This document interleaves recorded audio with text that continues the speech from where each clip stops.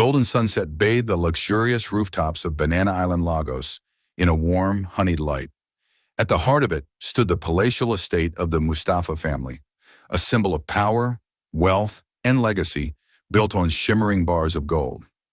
Inside the high-walled compound, nestled between manicured gardens and water fountains, lived the girl who had inherited it all, yet never acted like she did. Jewellisa Mustapha, 22, daughter of Africa's gold billionaire Dr. Lenith Mustapha and the ageless beauty Madame Josephine Mustapha, was the kind of young woman who turned heads effortlessly. But it wasn't just her beauty, though that alone could silence a room. Her rich, ebony skin glowed like sun-drenched cocoa, her soft curls often wrapped in silk scarves, and her walk, graceful and purposeful, spoke of quiet confidence. What made Jewellisa unforgettable was how she carried all her privilege with humility. She was loved by all, from the chauffeur to the gardener, because she treated everyone with the same kindness she gave her parents.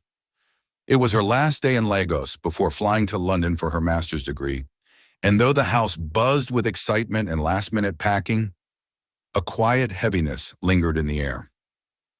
"Jewy," her mother called out from the grand foyer, descending the marble staircase in a gold-embroidered caftan. She was the definition of poise, tall, elegant, and glowing. "Are you sure you've packed everything? The jet is prepped, and your father's already pacing in the living room." Jewellisa emerged from her bedroom wearing wide-leg pants and a white blouse. Her luggage was neatly arranged behind her. "Triple-checked, Mum. I'm all set." Josephine reached her daughter and cupped her face gently. "I know you're going to do brilliantly, but London is London. Just promise me you'll be careful." Jewellisa smiled. "I will." Just then, her father appeared, broad-shouldered, dignified, and intense. Dr. Lenith Mustapha rarely showed emotion, but today his stern face softened. His agbada, cream-colored and richly detailed, swayed as he walked toward his daughter. "You've always made me proud, Jewel," he said, his voice deep and deliberate. "Go out there, study hard, and remember, no distractions. I won't let you down, Baba. And stay away from men." Jewellisa blinked, caught slightly off guard. "Men?" He nodded. "They'll come like bees to honey. You're young, smart, and beautiful. Don't let anyone derail you." She laughed softly. "I'll be too busy studying to notice anyone." He narrowed his eyes slightly, then pulled her into a rare embrace. "Good. I trust you. You're not just my daughter. You're my successor." She hugged him back, deeply aware of the weight those words carried. Though he didn't say it aloud, Jewellisa knew there was more behind his warning. All her life she'd heard whispers, cautionary tales, tension-filled conversations about one family in particular, the Khalifa Empire. They were the Mustapha's rivals, equally rich, equally powerful, and in charge of Nigeria's petroleum and gas empire. Though the name wasn't often mentioned in the household, the discomfort it brought when it surfaced was unmistakable. Jewellisa had never asked for details. She just knew. Stay far away from the Khalifas. By evening, 3 luxury black SUVs rolled toward the private hangar at Murtala Mohammed Airport. Inside the jet, Jewellisa sat by the window, watching Lagos shrink beneath her. A bittersweet feeling crept over her chest. She was leaving behind her city, her comfort, and the only life she had ever known. But she wasn't afraid. She was ready. London welcomed her with gray skies and chilly air. The city was a contrast to Lagos in every way, quieter, colder, and more structured. Her apartment in South Kensington was cozy but elegant, just like her. No staff, no luxuries, just space for her to think, grow, and prepare. Her university was world-renowned, filled with students from every continent, all buzzing with ideas and ambition. Jewellisa blended in, intentionally keeping her profile low. She dressed simply, carried herself with grace, and kept her head down. Her father had sent her to learn, not to shine, and she took that seriously. What shocked many who met her was her humility. Jewellisa didn't flaunt her last name. She didn't talk about her father's empire, nor did she attend extravagant social events like many international students from wealthy homes. She walked to school. She made her own meals. She answered questions with calm precision and left class quietly when it ended. The only place where she let her guard fully down was the library. There, between worn-out encyclopedias and glass walls, she found peace. The library was her sanctuary. She'd spend hours there after class, poring over business case studies, historical records of trade empires, gold mining economies, and anything that would prepare her to become the future CEO of Mustapha Gold Holdings. And it was there, between silence and shelves, that she was first seen by him. Jason was in his final year of a PhD in engineering and petroleum systems. At 28, he was calm, brilliant, and disarmingly handsome, with dark chocolate skin, a perfectly trimmed beard, and an athletic build. Jason exuded a presence that drew attention even when he didn't try, but he was always quiet, always in his zone. Until Jewellisa walked in.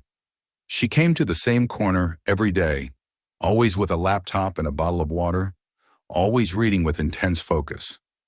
Her presence was subtle but magnetic. She never looked around, never glanced up.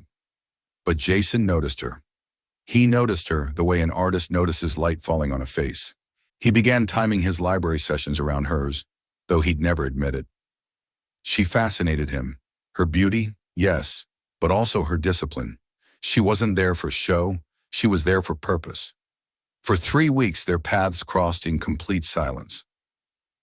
Until one Thursday evening, fate cracked the silence open.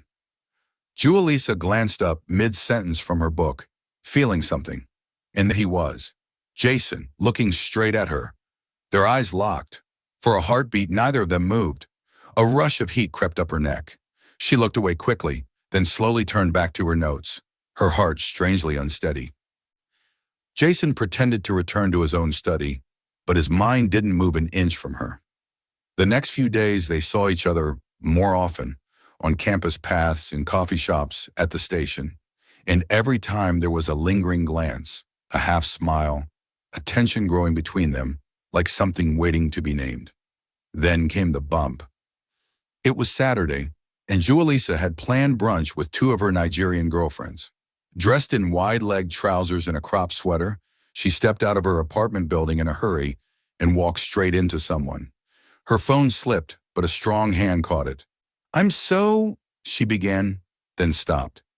Jason. He smiled, holding her phone out. You live here? She blinked. Yeah, you too? 3rd floor, he said with a chuckle. Small world. Very, she replied. I'm Jason, he added, offering his hand. Jewellisa. Their first words, their first smile. And in the air between them, something quietly sparked. She took her phone, said goodbye, and walked toward her Uber. Jason stood watching her, just a little longer than necessary. The next morning, as she stepped out, he was waiting in his sleek black sedan. Heading to class? He asked. Yes, she said slowly, unsure if it was coincidence. I am too. Would you mind some company? Her hesitation lasted only a second. Sure. She climbed in. And just like that, the silence between them was broken. Unknowingly, the girl of gold and the boy of petroleum were stepping into something they could never have imagined. London's skyline blinked to life as the afternoon gave way to dusk. The city was a blend of old charm and modern ambition, just like her. Jewellisa walked through the courtyard of her university, pulling her coat tighter around her. It was cold, but not unbearably so. The kind of cold that nipped at your fingers, but let your mind stay sharp. She liked that. It kept her focused. She had just left her final lecture for the day and was making her way to the library when she heard a familiar voice behind her. Trying to beat me to our spot again? She turned to see Jason holding 2 cups of coffee. You assumed I'd go to the library, she teased. I know you, he said, handing her one of the cups. Their fingers brushed lightly, and for a moment, Jewellisa looked down, hiding the smile tugging at the corners of her lips. They walked in together, weaving through the long marble halls. The library's scent, books and quiet, wrapped around her like a blanket. Their table in the far right corner was still free, just like always. As they settled into their seats, Jason placed a small notebook between them, filled with equations and annotated diagrams. "Need help with business modeling?" he asked. Desperately. He leaned closer. "Let's start from the basics." It began with study sessions, but even those had a rhythm. She'd lean in when she didn't understand something, and he'd watch the way her eyebrows furrowed when she concentrated. He admired her mind, her discipline. Jewellisa wasn't one of those girls who waited for someone to explain everything. She tried hard first, then asked questions with humility and precision. It made Jason respect her even more. Their conversations, once strictly academic, slowly widened. They spoke about London life, differences in Nigerian and UK culture, their favorite music, and what they missed most about home. But there were things they both avoided: last names, parents, legacies. One evening after a particularly long session, Jason closed his laptop and leaned back. "What made you choose this program?" he asked. Jewellisa tucked her hair behind her ear, her expression softening. "My dad owns a gold business, massive. I want to understand trade from every angle, not just the glamorous parts. I want to lead someday." Jason studied her face carefully. "You don't carry yourself like someone born into all that." "I don't want it to define me," she said, shrugging. "What about you? Why petroleum systems?" There was a pause. Jason sat up straighter, then looked down briefly. "Family business, too. My father runs one of the biggest petroleum companies in Nigeria." Jewellisa nodded slowly. "Do you work with him?" "Not exactly." His voice tightened. "We're not close." She tilted her head. "Sorry, I didn't mean to pry." "No, it's fine," he said, his voice calm but clipped. "He's alive, very much so. Just the type of man who thinks perfection is the only acceptable standard. Growing up, I was always trying to meet his expectations. Never quite did." Jewellisa didn't push further. She just reached for her pen, offering a gentle, understanding smile. "I get it," she said. "Sometimes we carry weight our parents don't even realize." Jason looked at her differently in that moment. He saw not just beauty, but a woman who understood him in a way few ever had. Their bond deepened in the quiet corners of campus life. Mornings in his car turned into full rides with music and warm croissants. Lunch breaks often ended with them sharing pastries under the tall trees near the business block. Jewellisa found herself laughing more around him, talking more. She didn't feel like she had to be perfect. Jason saw her as she was, not a Mustapha, just Jewellisa. One rainy Tuesday, as they sat in their usual library spot, she rested her cheek on her palm and watched him explain a complex model on the board they used to study. "You're brilliant," she said suddenly, half in awe. He chuckled. "I try." "No, seriously, you're like a real-life spreadsheet genius." "Well, if this petroleum thing fails, I'll become a tutor and charge in dollars." She giggled. The sound made him pause for a second. Her laughter had become his favorite soundtrack. After the study session, they walked back to their apartment building, side by side, umbrellas overhead. When they reached the entrance, Jason hesitated. "Want to come upstairs?" he asked. "I made jollof." Jewellisa raised a brow. "You cook?" "I'm Nigerian, aren't I?" he teased. "And before you judge, my jollof wins awards." She laughed. "All right, I'm curious." His apartment was tidy, minimal, and surprisingly warm. She liked that it wasn't overly designed or expensive looking. It reflected his personality, quiet, put together, and private. They ate while music played low in the background. She complimented the food repeatedly, and he pretended to act humble. After dinner, they talked for hours about their favorite childhood memories, their dreams, their regrets. Still, no last names. Still, no family histories. As the night drew to a close, he walked her to her door. "Thanks for the food," she said softly. "Thanks for the company," he replied. There was a long pause. Neither of them moved. "Good night, Jason." "Good night, Jewellisa." The following week, a bouquet of blush roses appeared at her door with a note. "To the girl who makes Tuesday nights feel like Christmas." Her heart fluttered. She didn't need to guess who sent it. There was something about routine that made life in London feel less foreign. For Jewellisa, it was the steady rhythm of classes, the quiet walks from lectures to the library, and most importantly, the shared silences with Jason. What began as occasional study sessions turned into near-daily habits. Mornings with him, afternoons with him, evenings that began with books and ended with laughter. They had slowly, without realizing it, become each other's constants. Their apartment building had balconies that overlooked a quiet inner courtyard, where string lights hung above bare branches, and the city's noise softened into a hum. Jewellisa often found herself there in the evenings, sometimes reading, sometimes sipping tea. Jason would show up without warning, sometimes with snacks, other times with just his presence. One cold evening, he brought her roasted cashews and a flask of Zobo. She raised a brow when he handed it over. "What?" he asked, grinning. "I saw it in a Nigerian store. Thought you might be homesick." She smiled. "I am a little." They sat close that night, their arms occasionally brushing. It wasn't romantic. Not yet. But it was more than friendship. There was a quiet intimacy to it, as if both were afraid to say too much and lose the magic of not knowing everything. The shift came one Thursday. They had just finished a long day of lectures and decided to grab dinner at a cozy Nigerian restaurant tucked in the heart of East London. It wasn't glamorous. Plastic chairs, red checkered tablecloths, and Afrobeats humming from a speaker mounted on the wall. But it felt like home. The air was thick with the scent of jollof rice, suya, and fried plantain. Comfort food, healing food. They ordered generously, suya, egusi soup, goat meat, puff, and a bottle of malt each. Their laughter came easily, and for a while they forgot they were far from home. As the waiter cleared their plates, they both reached for their puff at the same time, fingers brushing. Jewellisa chuckled softly, leaning back in her seat. Then after a moment of quiet, she asked gently, "Why are you always so quiet?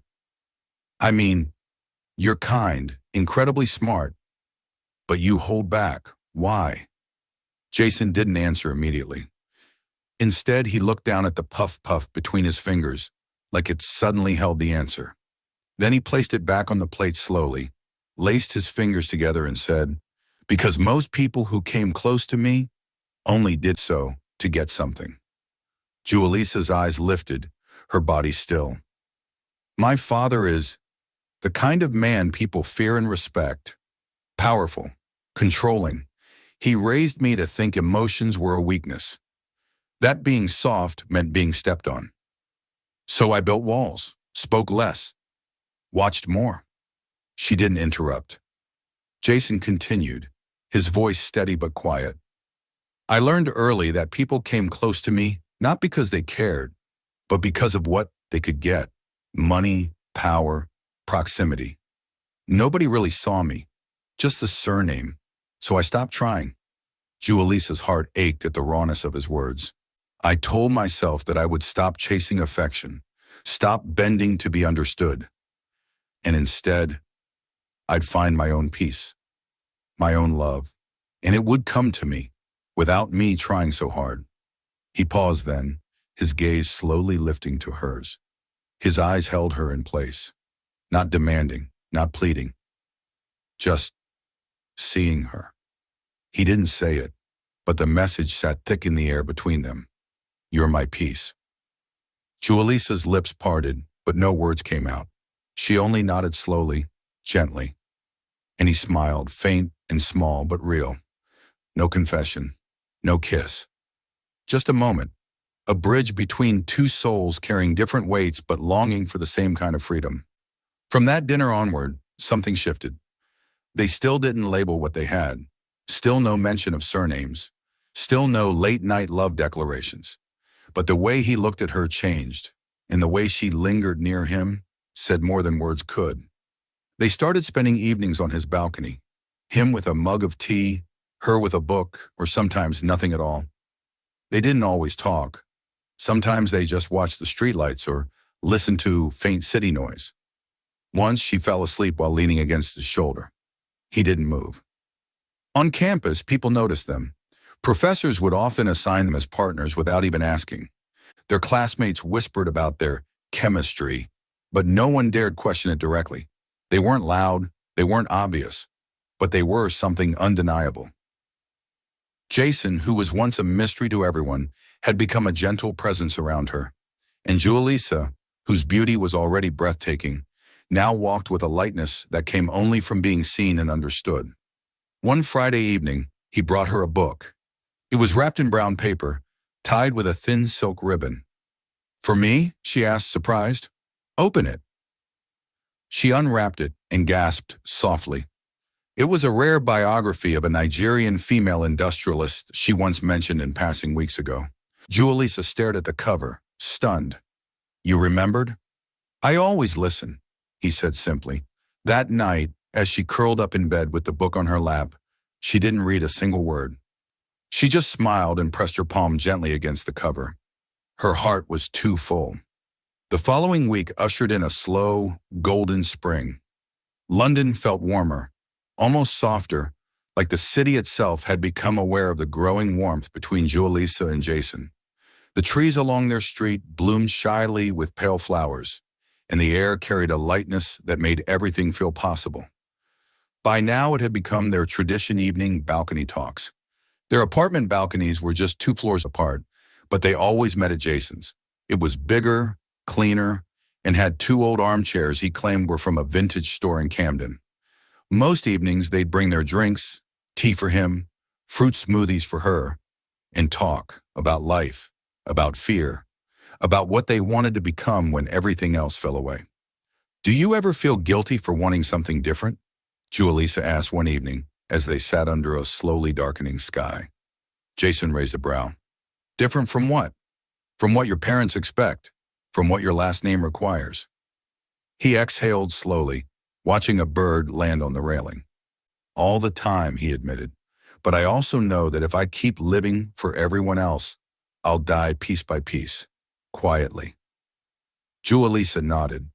"I feel that too. Like I was born into this massive world of gold and responsibility, and I'm expected to just step into it. No questions asked. No time to wonder if I want something more." Jason turned to her, his expression soft. "Do you want something more?" She looked up, eyes thoughtful. "I don't know yet, but I want to be allowed to find out." That night, Jason played her one of his saxophone recordings from when he was 18. It was a slow jazz version of Asa's Bibunki. The music was hauntingly beautiful. It wasn't perfect, but it was soulful and raw. "You played like your heart was breaking," she whispered after the last note faded. He smiled almost sadly. It was. And in that moment, she realized how deeply he felt everything, how tightly he held himself together just to move through a world that misunderstood him. Their bond continued to blossom. Jason became a fixture in her days. He helped her with her business strategy presentations, walked her home when the night stretched too late, and once even stayed up with her until 3 a.m. just to proofread her thesis proposal. He never asked for anything in return, never tried to impress her with wealth or charm. He didn't need to.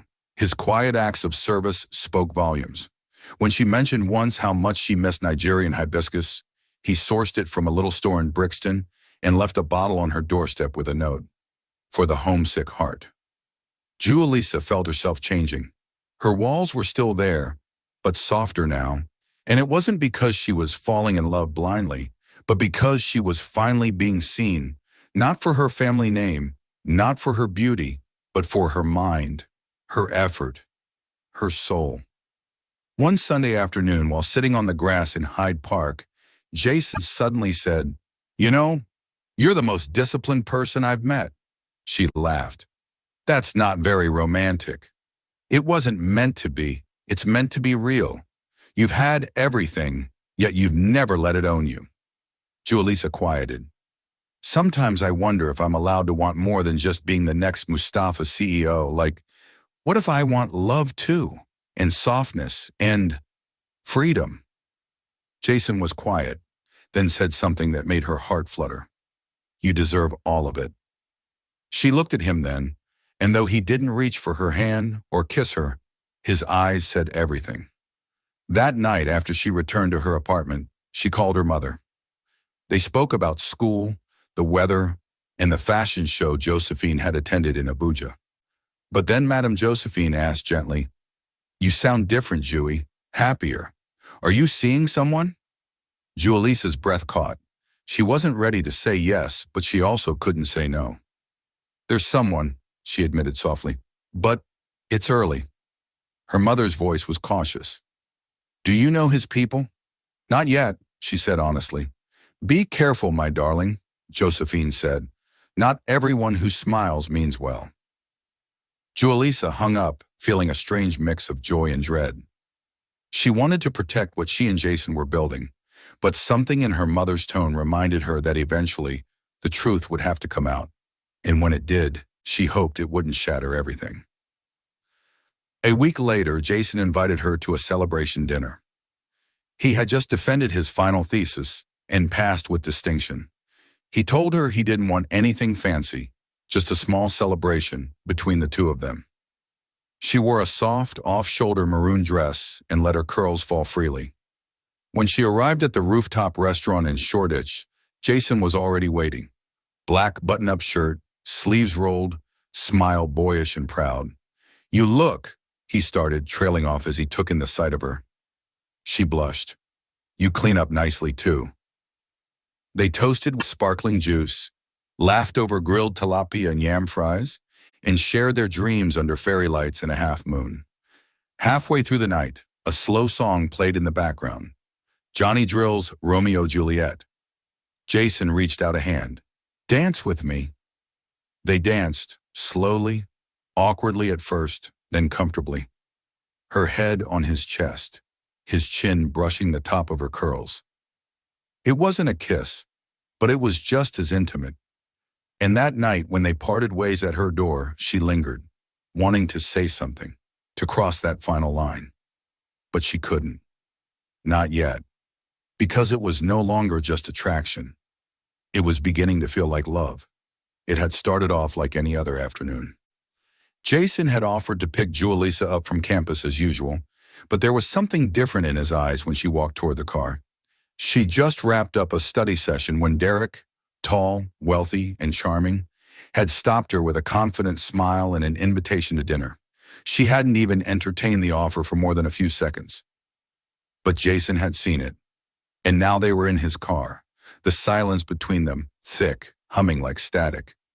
Jewellisa sat stiffly in the passenger seat, glancing at him. His jaw was clenched, fingers gripping the steering wheel a little too tightly. The streetlights washed over his face in intervals. Golden light, then shadow, then light again.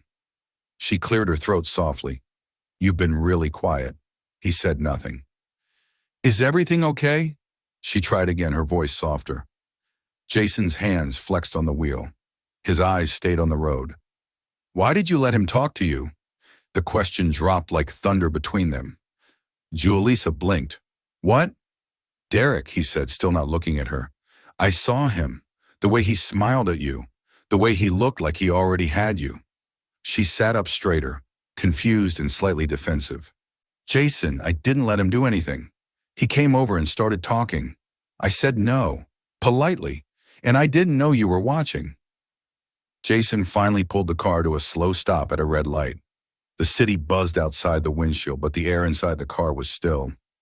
"I've liked you for so long, Jewellisa," he said, voice low and taut, "since before we ever spoke.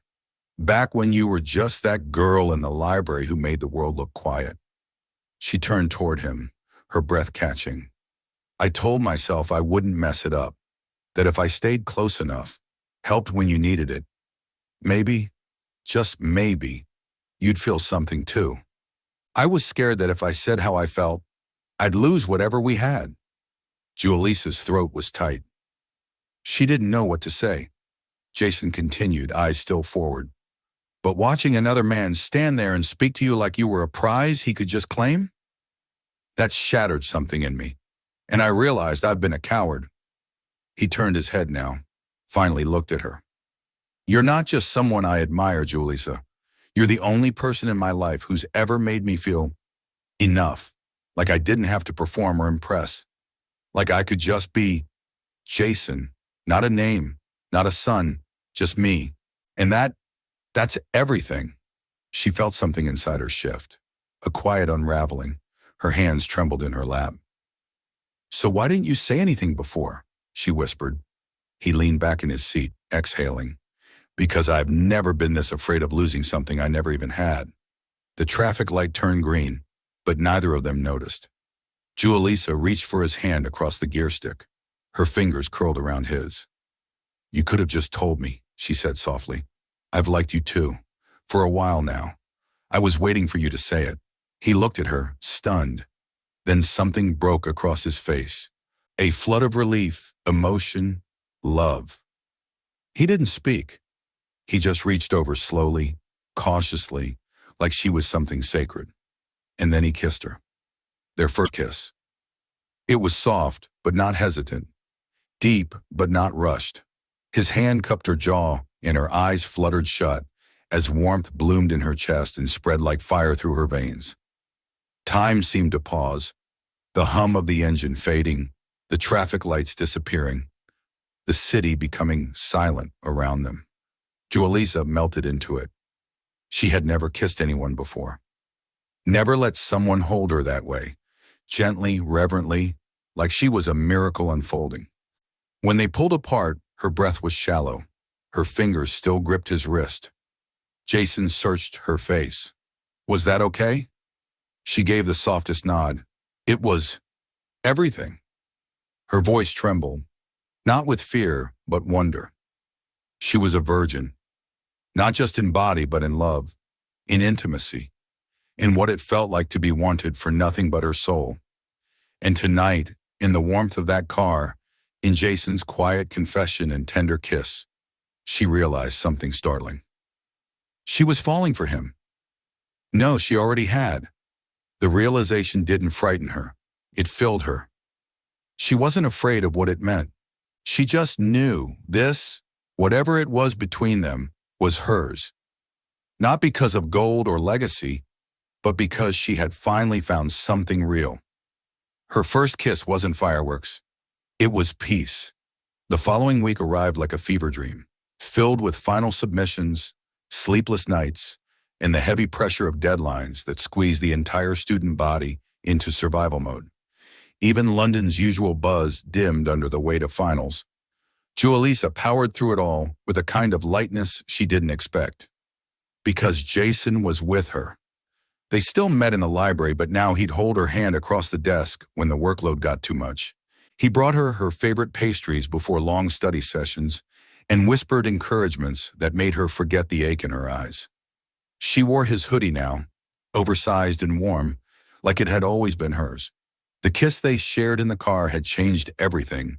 The unspoken tension between them had finally bloomed into something sacred and undeniable. He didn't say girlfriend, and she didn't ask, but the way he looked at her said it all. On the day of her last and most dreaded exam, business analytics, Jewellisa woke up before her alarm. She paced, revised, prayed, her nerves tangled like wire in her stomach. This exam wasn't just about grades. It was about proving herself to her professors, to her family, to herself. At 7 a.m. sharp, Jason was at her door. You ready? He asked gently. She gave him a tight nod. On the drive to campus, he kept one hand on the wheel, the other loosely holding hers.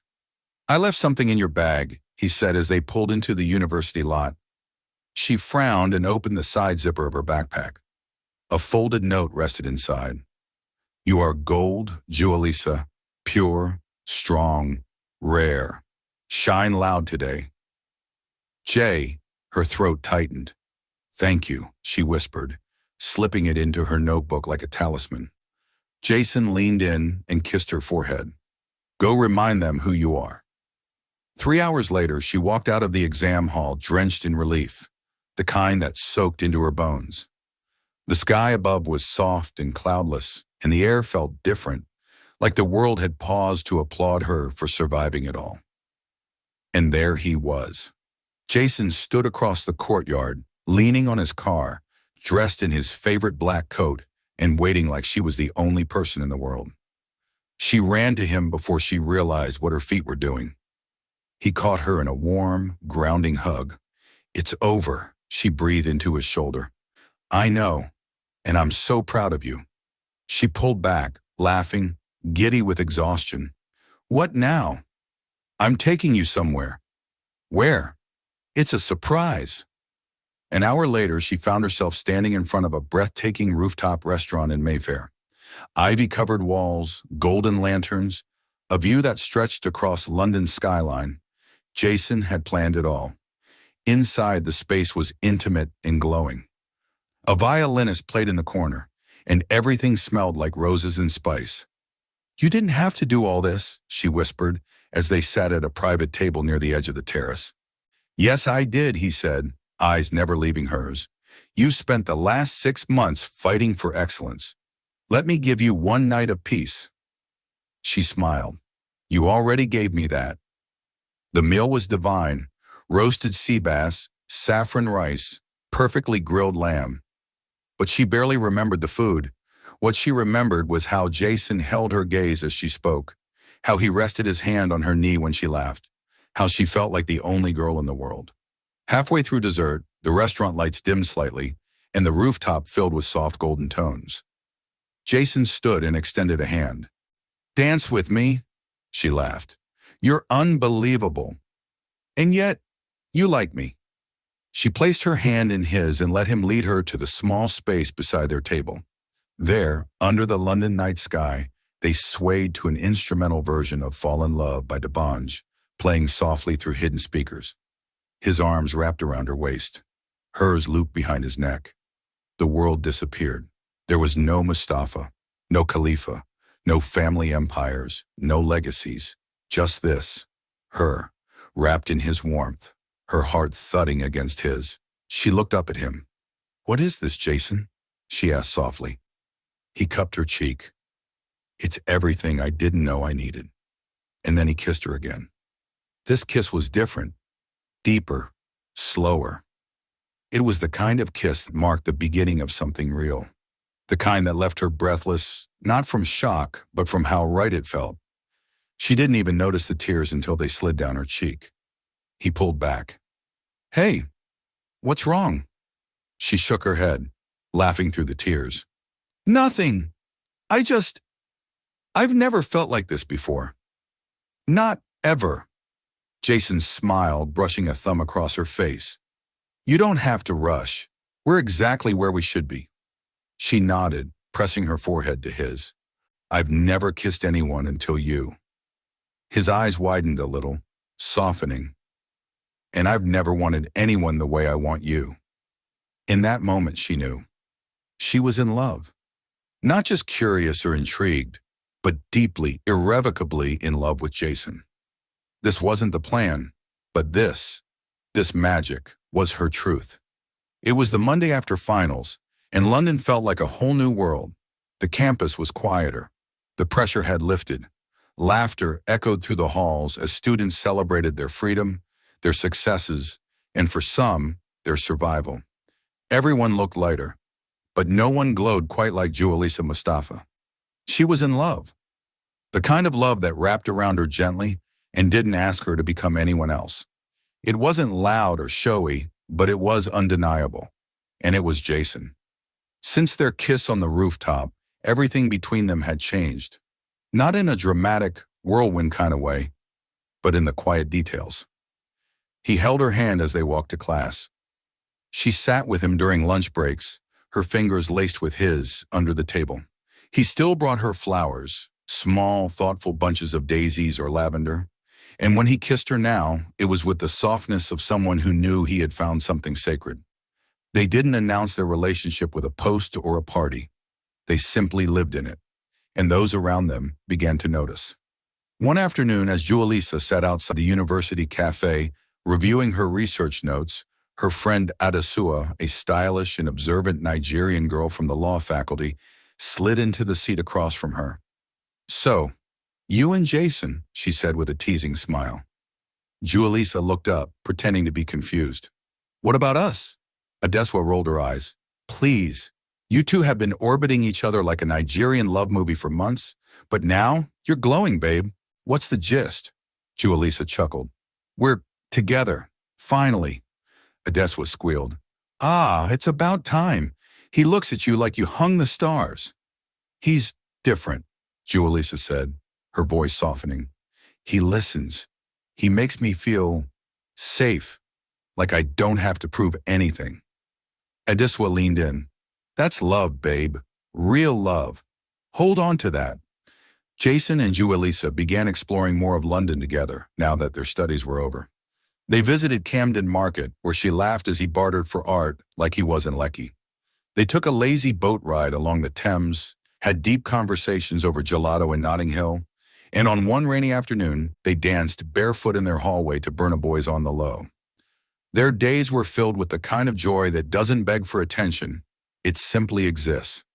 One evening, after watching a play at the West End, they walked hand in hand through the near-empty streets, the city glimmering around them. Jewellisa stopped in the middle of a quiet crosswalk and looked at him. I don't want this to end. Jason smiled. It won't. Not if we don't let it. I mean, this. Us. London. This season. He cupped her cheek. We'll build new seasons. Together. The very next weekend, Jason surprised her with a visit to Kew Gardens. The air was crisp, the flowers in full bloom. As they walked through a glass house filled with orchids and mist, Jason suddenly pulled her aside to a quiet bench shaded by cascading vines. I have something to ask you, he said, reaching into his coat. Jewellisa blinked. Jason, what? He didn't bring out a ring. He brought out a silver bracelet with a small gold pendant shaped like a flame. Before I ask for forever, he said slowly, I want to ask for now, for the right to be yours, publicly, intentionally. Will you be my girlfriend? Officially? Jewellisa stared at him, stunned. It wasn't what she expected, but somehow it was even better. Simple. Honest. Unforced. She laughed, the sound bursting from her chest. Jason, I've been yours since the day you kissed me in that car. He smiled, eyes full of something deep and wordless, and fastened the bracelet around her wrist. I still wanted to hear you say it. Then yes, she said, grinning. Yes, I'll be yours. And there, in a garden surrounded by butterflies and blooming jasmine, they sealed it with a kiss. Later that night, she journaled in her room for the first time in weeks. Her handwriting was messy from excitement. I said yes, and I meant it. I'm not afraid anymore. I don't know what's coming, but I know what I feel. I've never belonged to anyone before, but now I do. And somehow that feels like freedom. Banana Island had never felt colder. It had only been 2 days since Jewellisa returned to Lagos, but the warmth she carried from London was already being choked by formality, routine, and the unspoken expectations that wrapped around her like a golden cage. The Mustapha mansion gleamed, the staff bowed, and her mother had hugged her tighter than usual. But even in that embrace, she had felt it. The questions, the silent search for clues. And tonight, those questions would find their answers. After dinner, Jewellisa sat in the drawing room with her mother. Madame Josephine looked every inch the queen she was, elegant in a flowing navy caftan, diamond-studded bracelets clinking as she flipped through a luxury wedding catalog. Have you spoken to Adamu's son lately? She asked casually, sipping her tea. He's back from Harvard.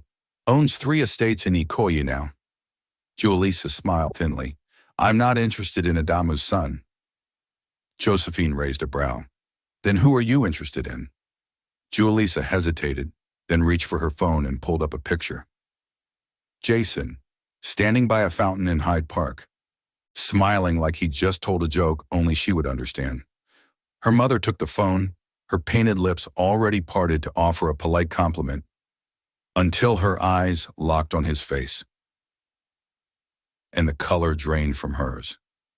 The teacup in her hand began to tremble. Who is this?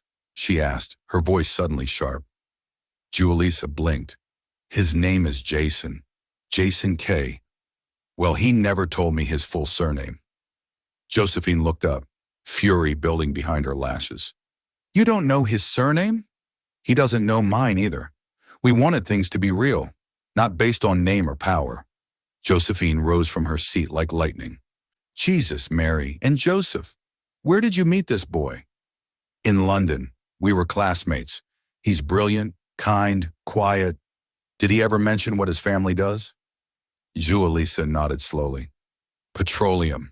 I think his father owns a company. Josephine staggered back like she'd been slapped. No. Mom! No! The room seemed to constrict. The walls closed in. That boy is a Khalifa, I know that face. He is Khalifa's son. Jewellisa froze. Her phone slipped from her fingers and hit the marble floor with a soft thud. No, it can't be. He said his name was Jason. Jason ad-Din Khalifa, Josephine hissed. That is his full name. He is the son of Adetokunbo Khalifa, and over my dead body will you ever be with him. By the time Dr. Jewellisa Mustapha entered the room, the house was already shaking with tension. What is going on? He asked coolly. Josephine turned, eyes wild. Your daughter has been sleeping with Khalifa's son. Jewellisa flinched. Mummy, please. Don't mummy me. Do you know what that name means to this family? Do you know the history? The betrayal? Lenneth's eyes turned dark, cold, and calculating. Tell me it's not true. Jewellisa stood, voice shaking. I didn't know who he was. We never told each other. We fell in love. Love, her father spat. You call that love? She tried to speak again, but he roared.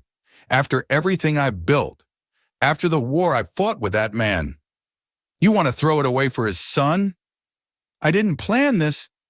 You don't have the right to feel this way, he said coldly. Not in this house, not under my name. Tears spilled down her cheeks. Daddy, please. If you continue seeing him, Josephine snapped, you are no longer welcome in this house. Silence. Heavy, suffocating silence.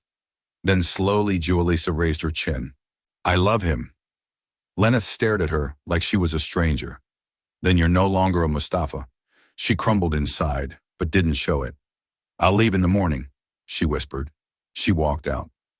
On the other side of the city, in a similarly palatial mansion, surrounded by oil tycoon guards and power-choked air, Jason sat at the family dinner table with his father and mother. So, his father said between bites of peppered snail, I hear you've been seeing someone in London. Jason stiffened. Yes. His mother smiled faintly. Is it serious? Jason looked his father in the eye. Very. What's her name? Jewellisa. Adetokunbo Khalifa's fork dropped.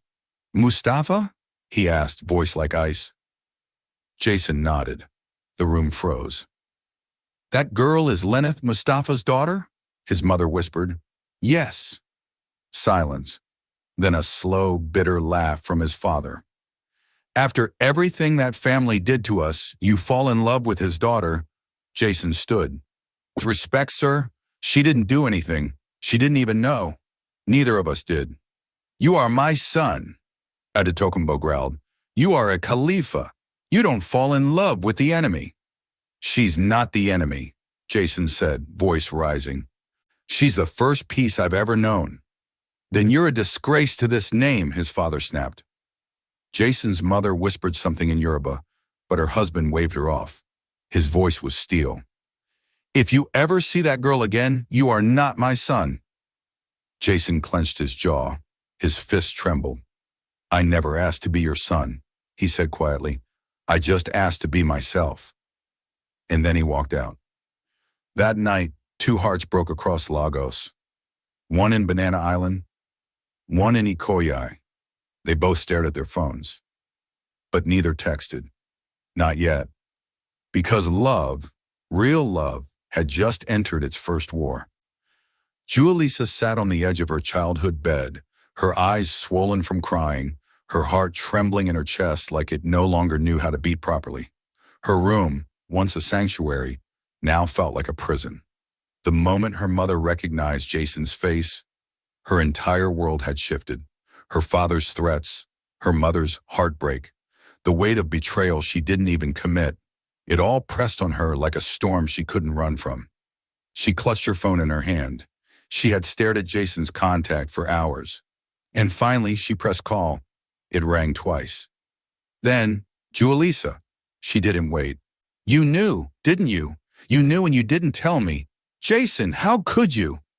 His voice cracked instantly. I swear to you, Lisa, I didn't know. Not until my parents said it. I didn't know who you were. I didn't know you were a Mustapha. You're a Khalifa, she whispered, broken. Yes, but I'm also Jason. The Jason who held your books, who kissed you in my car, who fell in love with you in the silence of the library before I ever knew your name. She was crying now. They want me to cut you off. My father, he said I'm no longer his daughter. My mother can't even look at me. I know, Jason whispered. Same here. My father threatened to disown me. My mother cried. They think we're poison for each other. She sobbed. Why is this happening to us? What did we do except fall in love? Nothing, he said fiercely. We did nothing wrong. Listen to me. Please, meet me. One last time. Please. Jason, I'm begging you, Jewellisa. Just let me see you. One last time. That's all I need. There was a long silence. Then she whispered, send the address. The apartment was quiet when she arrived. It was a private space they had rented occasionally during project weeks in London. A place filled with memories. A place they once called neutral ground. Now, it was a battlefield of love and defiance. Jewellisa stepped in, and he was there, standing by the window. He turned the moment she entered, and his whole body seemed to cave with emotion. She was shaking. So was he. And then they broke. I can't breathe without you, Jason whispered, tears falling down his cheeks. I can't think straight. I can't eat. I walk around this city like I'm losing my mind. She sobbed. I wanted a life with you. I was planning it. You're the first man who ever made me feel seen. I don't want to lose that. You won't, he said, walking toward her. You won't. Let them keep their war. I want you, only you. His arms wrapped around her, and she collapsed into him, their bodies trembling from the weight of everything. They kissed like it was the last time, like their love needed to scream against the world that tried to silence it. And then, without words, she led him to the bed. That night, Jewellisa gave herself to Jason, wholly, completely, vulnerably. She didn't hold back. She wasn't afraid. Her heart was already his, and now she gave him her body, her soul, everything in her that mattered. It wasn't rushed. It wasn't desperate. It was sacred. He kissed every inch of her skin like it was holy ground. He touched her with reverence, with passion, with the love of a man who had waited a lifetime for someone to choose him, not for his name, but for his heart. And she let go. Every sigh, every shiver, every stroke became a part of their rebellion. She had never known this kind of connection before, where every kiss felt like a vow, where every gaze into his eyes made her feel more alive than anything she had ever known. He entered her slowly, gently holding her hand, whispering her name like it was the only thing that could save him. And she cried, not from pain, but from the overwhelming emotion of being loved so deeply, of being chosen, of choosing him back. Afterwards, they lay in silence, her head on his chest, their fingers laced together. Jason stroked her arm gently, his voice raw. You're mine, Jewellisa, and I'm yours. Let the world say what it wants.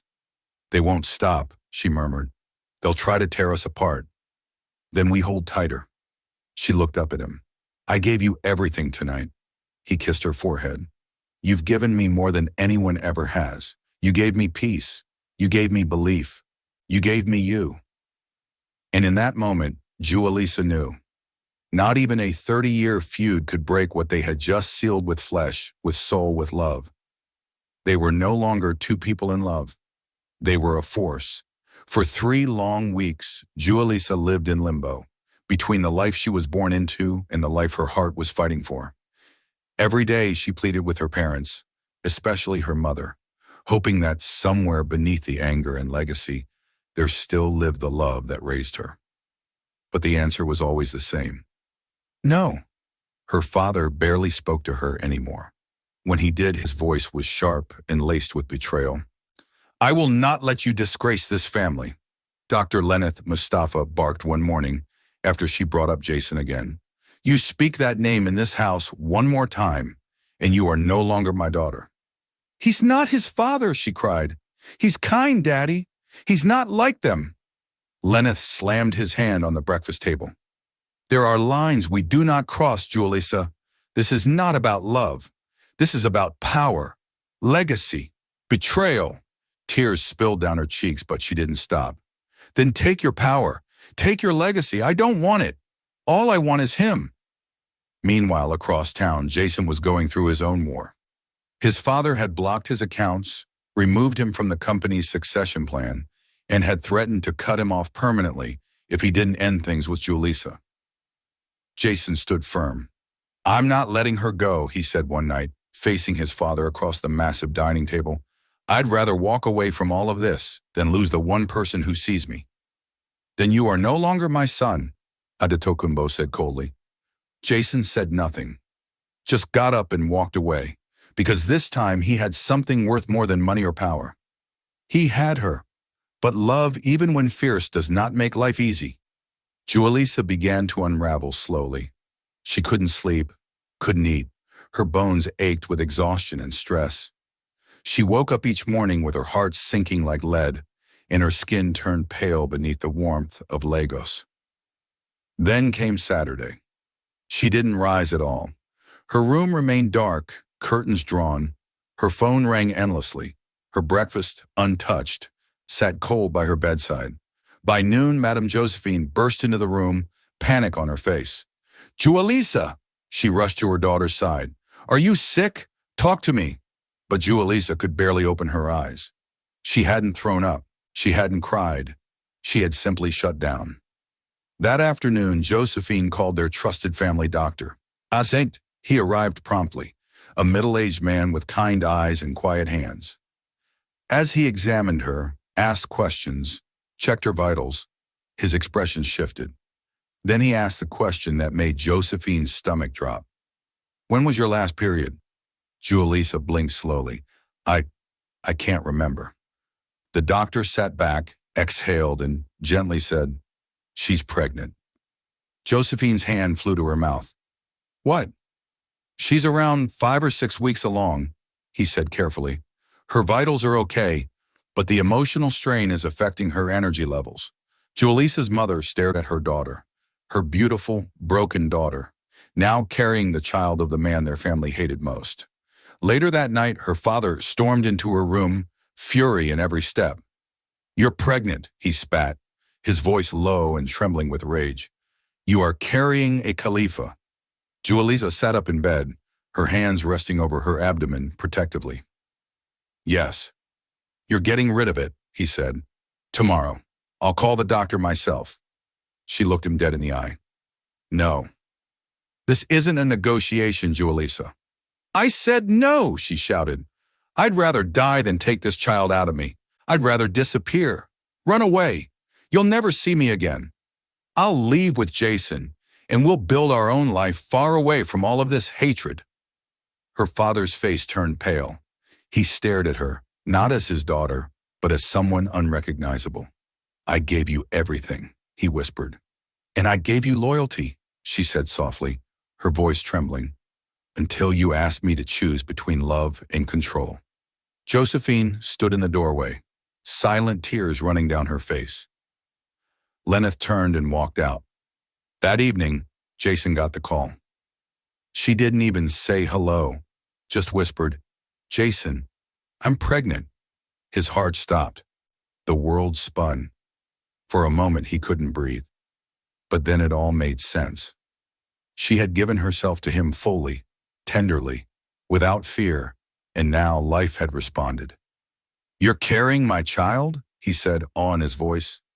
Yes. He sat down slowly, pressing a hand over his mouth. He had been loved before, but never like that. He had been touched before, but never with reverence. She was the first woman to break down every wall inside him, and now she was carrying his child. Jason's voice was hoarse when he spoke again. I'm going to fight, Lisa. For you, for our baby, for the life we've started. I don't care what it costs me. I won't let them break us. And neither of them noticed it. But for the first time in weeks, they both exhaled. Because now it wasn't just about them. It was about legacy, but not the kind their families had fought for. This was a new legacy, one born from love. The house had never been this quiet. Madame Josephine Mustapha sat by the wide bay window of her private lounge, a silk robe wrapped tightly around her frame, her fingers lightly tracing the rim of her untouched glass of wine. Outside, the sea beyond Banana Island crashed softly against the coast. But inside, her thoughts were a storm that refused to settle. Her daughter was pregnant. And not just pregnant by a Khalifa. For 30 years, the Mustafas and the Khalifas had drawn blood from each other in the battlefield of business. Disputed lands, bribed officials, slandered names. It was all about dominance, power, legacy. And yet, in the most ironic twist of fate, love had bloomed between the two houses. Sweet, unfiltered, innocent love. And it had chosen their daughter as its vessel. Josephine leaned back and shut her eyes. She thought of Jewellisa as a baby, her tiny hands gripping Josephine's finger. She thought of her in primary school, refusing to use her driver because other kids didn't have one. She thought of her growing up, always kind, always grounded, never one to chase status or attention. Her daughter was extraordinary. And now her daughter was breaking. Josephine had watched her fade for weeks, watched her try to stay strong, try to beg for a blessing they would never give. She had seen the hope die in Jewellisa's eyes a little more every day. Until that morning. Josephine had walked in on her daughter standing before the mirror, cradling her belly, not in fear but in love. That image had changed something. That's when Josephine made her decision. She wasn't just a Mustapha. She was a mother. At dinner that night, Lenneth was stoic as usual, flipping through financial reports and sipping his scotch like the world around him wasn't falling apart. Josephine watched him for a long time before speaking. "We need to talk." He didn't look up. "If this is about that boy..." "It is," she cut in, voice calm but firm. "And about our daughter." He sighed. "I'm done talking, Josephine. I've made my decision. If she keeps that child, she's no longer a Mustapha." "You want to disown your only child because she fell in love?" Josephine asked quietly. "Because she crossed a line?" "No," Josephine said. "She healed a wound we refused to admit existed." Lenneth's hand froze mid-page. "She is not betraying us," she continued. "She is trying to build something better, something real, something you and I never had the courage to do. Choose love over legacy." He looked up now, slowly. "You've always been emotional about these things." "I've always been a mother," she said. "You fell in love with me before I became your strategic wife. Do you remember that?" He didn't speak. Josephine stepped forward. "I'm choosing her. I am standing by her, by our grandchild, whether you do or not." And then she said it, the one thing she'd never dared speak in their entire marriage. "If you force her to choose between love and blood, you will lose her, and you will lose me too." Meanwhile, on the other side of Lagos, Jason stood at the gates of his father's estate, fists clenched at his sides. He had tried everything, emails, letters, speaking to his mother. No response. Tonight, he came to speak face to face. The guards hesitated, then let him through. He found Adetokunbo Khalifa in his home office. As expected, surrounded by strategy boards and political connections and dusty portraits of his own father's empire. The smell of power was thick in the air. "You have 10 minutes, his father said without looking up. Jason stood tall. "That's all I need." He walked forward slowly. "I'm not here to ask for permission," he said. "I'm here to speak as your son, one last time." His father looked up now. "She's pregnant," Jason said. Adetokunbo's eyes widened. "You fool!" Jason stepped closer. "No, I am finally a man, and I am in love with a woman who made me believe I'm more than your shadow. We created a life, and I will not run from it. You'll raise a Mustapha child? His father spat. You'll mix blood with the enemy? Jason didn't flinch. No, I will raise my child with the woman I love.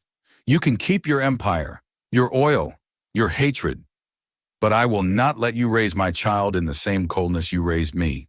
His father's eyes burned. If you walk out that door, I already did. And with that, Jason turned and walked away. That night, Josephine sat beside Jewellisa in her bedroom, stroking her hair like she used to when she was little.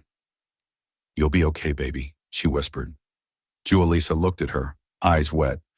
Are you sure? Josephine smiled sadly. No, but I'm here, and I will fight for you now. I promise. And miles away, Jason stared at the ceiling of his small rented flat and made his own vow. They won't stop us. Not now. Not ever. Because now they weren't just fighting for love. They were fighting for a future. For 2 days, Dr. Mustapha didn't speak to anyone. He barely ate, barely slept.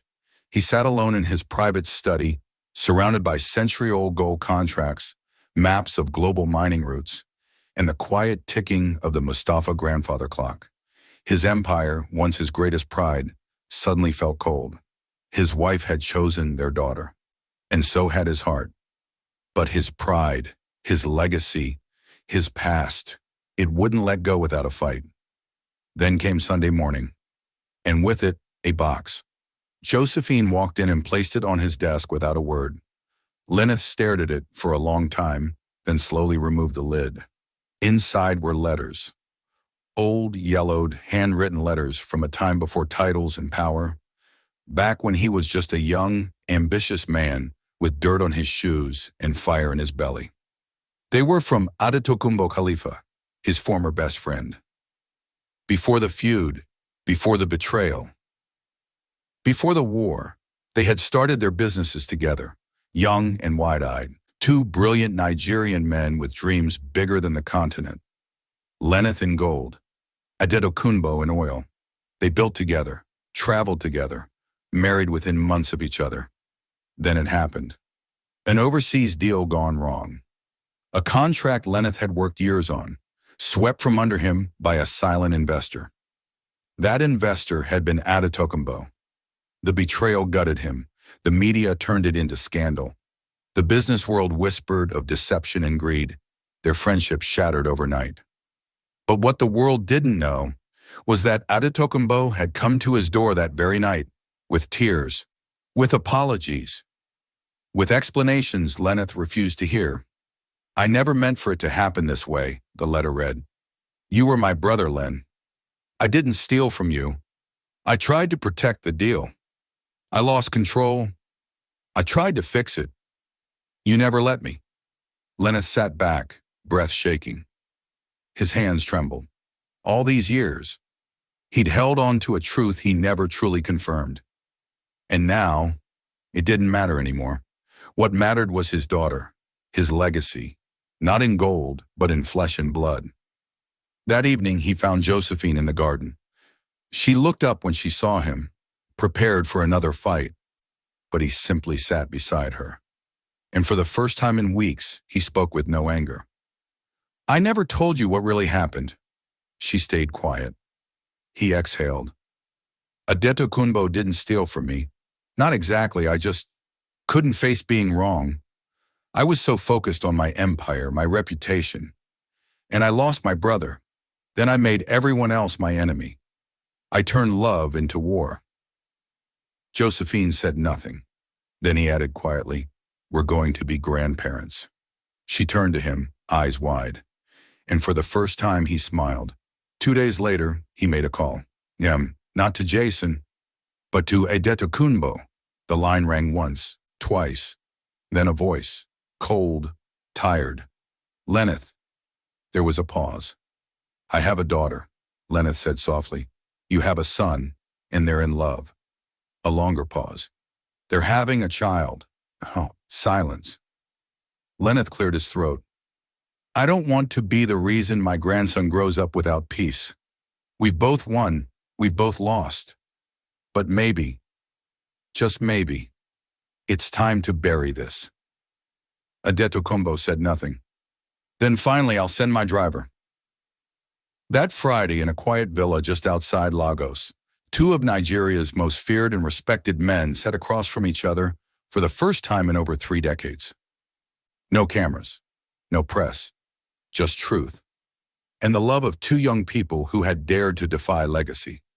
By sunset, they both stepped outside to find Jewellisa and Jason waiting, standing beside each other like they'd stood through every storm. Jason tensed when he saw his father. Jewellisa gripped his hand tighter when she saw hers.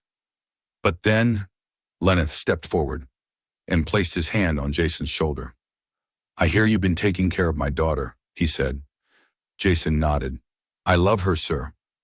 Lenneth looked at him for a long moment. Then you better keep doing it. Behind him, Adetokunbo placed a protective hand on Jewellisa's arm. You've got fire in you, girl, he said. I can respect that. And then, as if the universe had sighed with relief, Josephine stepped forward and whispered, So we're agreed? Lenneth nodded. The feud ends here. Adetokunbo extended a hand, and for the first time in 30 years, Lenneth took it. Jewellisa broke into tears. Jason held her. Because somehow, love had done what power never could. It had ended the war. It had been 3 weeks since the war ended, and yet every morning still felt like a dream to Jewellisa. The tension had lifted from her chest. Her parents no longer walked past her in silence. Her father had even begun asking about her cravings, softly, awkwardly, but with effort. Her mother now smiled every time she saw her touching her belly. And Jason? Jason had become a constant.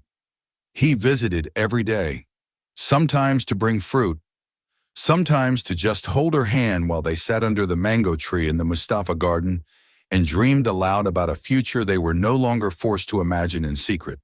They had made it. But Jason had one more promise to make, and he wanted the world to hear it. He started planning it with Josephine. She was delighted to help. They chose a private botanical garden on the outskirts of Lagos, a place Jewellisa had once said felt like something out of a storybook, with weeping willows, marble statues, and fountains that sang in the breeze. Jason rented the entire place for the evening. He sent a message to Jewellisa that morning. Wear white, no questions. When she arrived, guided by her mother's driver, she stepped into a world that took her breath away.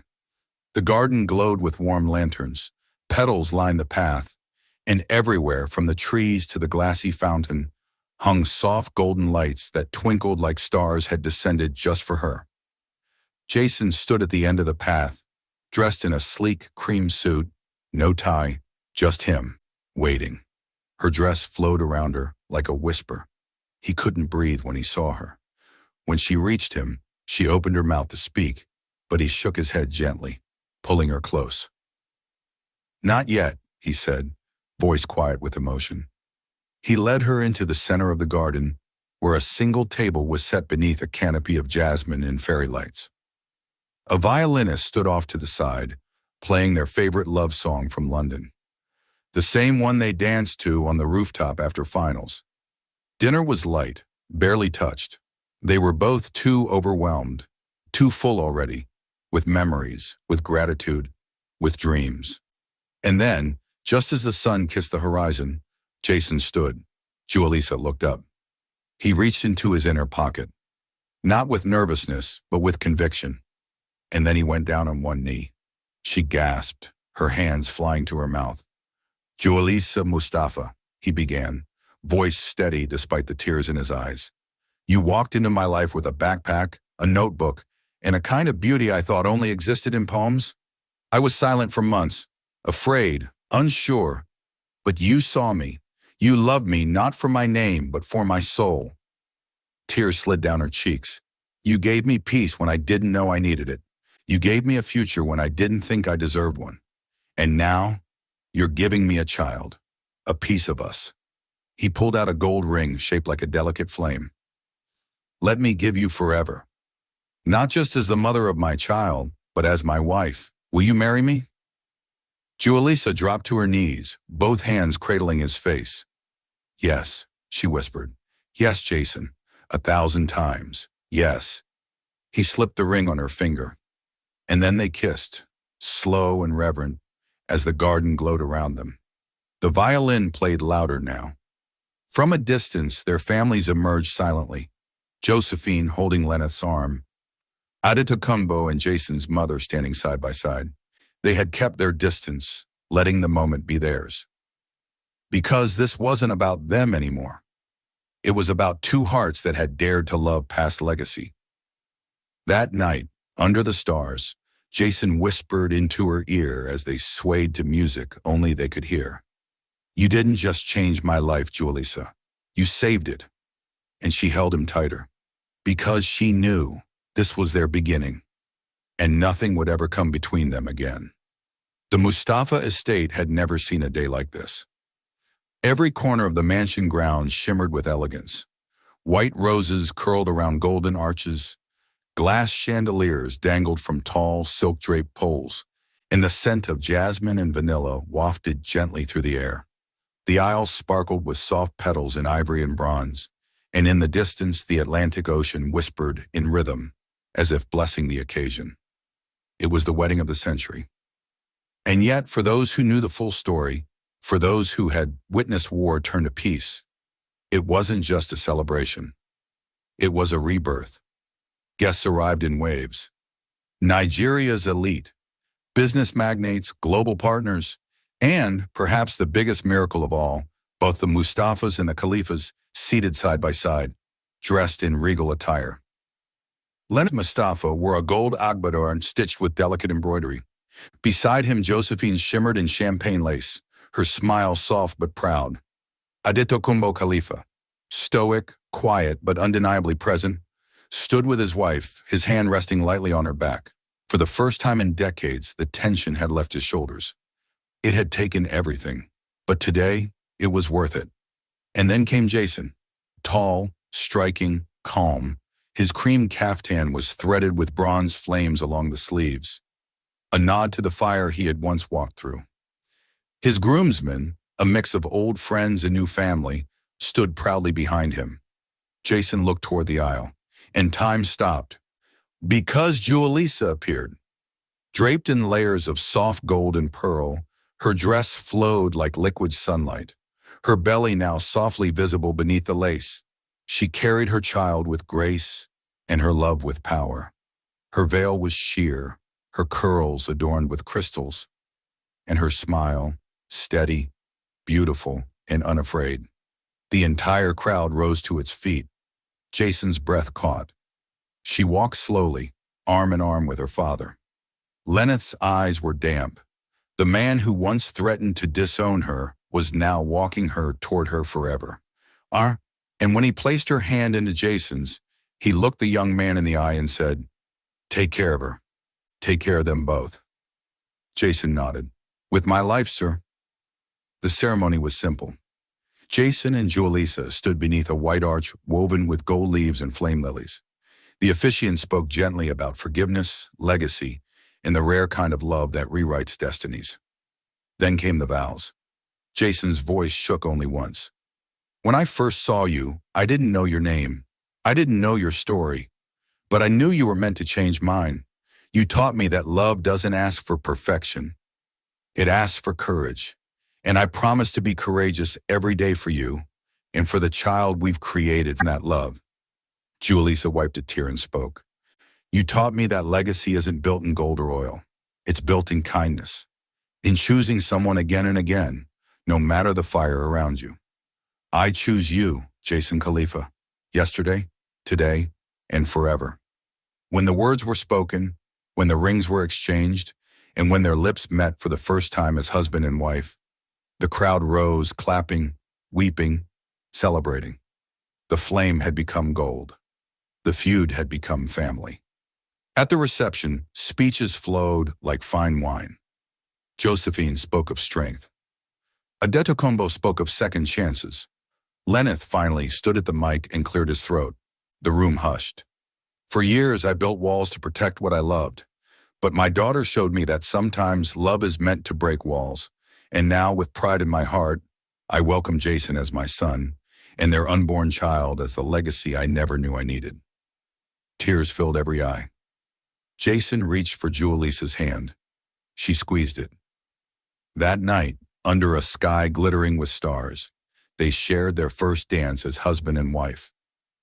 No cameras, no press, just them, her head on his shoulder, his hand over the life growing inside her. And as they swayed to the soft strings of their favorite melody, the crowd disappeared, because they had won. Not just the war, but their future, together. The sun poured through the floor-to-ceiling windows of a sleek, modern penthouse nestled in the heart of Ikoyi, Lagos. Warm light danced across the white and gold accents of the living room, where toys were scattered like confetti, and the faint sound of laughter echoed from the balcony. Jewellisa Khalifa, barefoot, radiant, enwrapped in a silk robe, sat on the plush sofa, gently rocking a giggling baby girl in her arms. Her name was Amina Leneth Khalifa, and at 6 months old, she already had her father's eyes and her mother's fire. She cooed, waved her chubby arms, and clutched at the strings on her mother's robe. "Easy, little lady," Jewellisa whispered, smiling down at her daughter. "You're going to be president someday. But for now, let Mama enjoy her coffee." Across the room, Jason walked in carrying 2 mugs, one for him, black and strong, one for her, honey and creamy, just the way she liked. He bent to kiss her cheek, then dropped a gentle kiss on Amina's forehead. "She let you sleep?" he asked, setting the mugs down. "Almost," Jewellisa said with a smirk. "She was dreaming about world domination again." Jason chuckled and lifted their daughter into his arms, effortlessly settling her against his chest. "You're dangerous," he told Amina. "You get that from your mother." "Excuse me," Jewellisa said playfully. Jason winked. "You ruined my whole life, remember? And built you a better one," she said softly. He kissed her lips. Life hadn't just changed. It had bloomed. Their families had finally found peace. Leneth and Adetokunbo were not best friends, but they now sat at the same table, discussed joint ventures, and co-sponsored a new Gold Petroleum Youth Foundation to raise future African entrepreneurs. Josephine had become a doting grandmother, often stealing Amina for weekends filled with lullabies and designer baby clothes. Jason had opened his own consultancy firm, focused on sustainable energy solutions, independent of his father's empire. And Jewellisa had begun shadowing her father at Mustapha Holdings. Not because she had to, but because she wanted to. Her own vision of legacy was different, feminine, fierce, and full of compassion. That afternoon, they visited the Mustapha estate.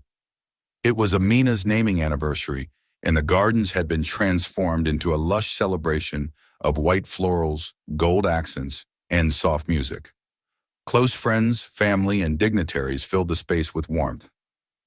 Leneth stood beside Josephine, holding his granddaughter proudly for the first time in public.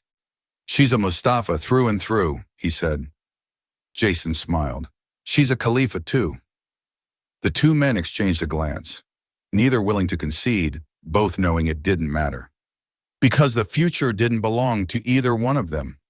It belonged to her, to Amina, to the love that had broken the rules and rewritten a dynasty. Later that night, as the last guest left and the sky burned orange over the Lagos skyline, Jason pulled Jewellisa close as they stood by the balcony. "Did you ever imagine it would look like this?" he asked. She leaned her head on his shoulder. "I imagined loving you. I just didn't think we'd have to fight so hard for it." He held her tighter. "It was worth every battle." She smiled up at him. "This is just the beginning, you know." "I know," he said, "but whatever comes next, we walk it together."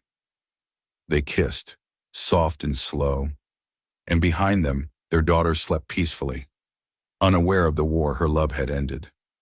Dear viewers, what lesson did you take away from this dramatic tale? We would love to hear your thoughts in the comments below.